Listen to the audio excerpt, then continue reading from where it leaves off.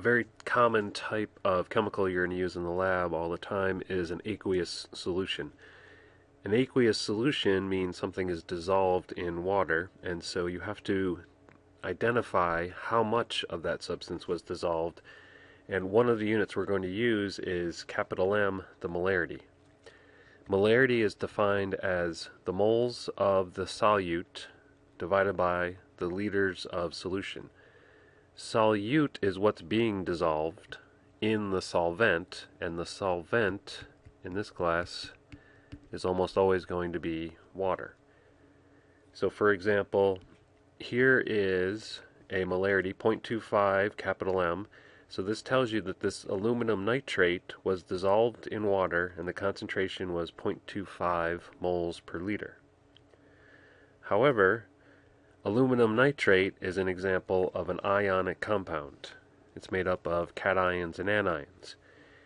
And it turns out that ionic compounds also dissociate. So what that means is, if you take an ionic substance, dissolve it in water, it doesn't stay together as a neutral molecule anymore. It exists as the cation and the anion separated from each other. This changes the molarity from what's written on the bottle. The aluminum nitrate was 0.25 moles per liter, but every time one aluminum nitrate dissolves and dissociates, you form one cation but 3 anions.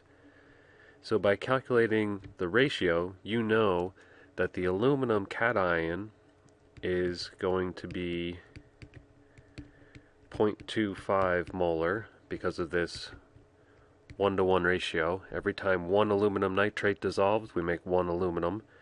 But the concentration of nitrate is going to be 3 times larger. So we actually get 0.75 moles per liter. If this substance were molecular, then it wouldn't dissociate and we couldn't calculate the concentration of the ions because there are no ions. But whether the substance is ionic or molecular, you can also change the concentration by adding more solvent to it. Calculating the new molarity is easiest done with this dilution shortcut, M1V1 equals M2V2, where capital M is the molarity, V is the volume, and 1 and 2 are your starting concentration and your ending concentration. So for example, if you took 25 milliliters of 0.6 molar lithium fluoride and you added enough solvent to make the total volume now 500 milliliters, what is the resulting molarity? So we're going to use the dilution shortcut. The starting molarity was 0.6. The starting volume was 25 milliliters. The resulting molarity is the unknown, and the resulting volume was 500 milliliters. Notice the units milliliters will cancel. M2 will have to be in units of molarity, and so when you do this division, you're going to get an answer of 0.03 molar.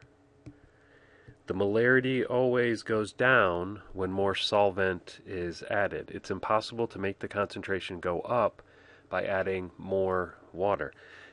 The more solvent you put in, the lower the concentration goes.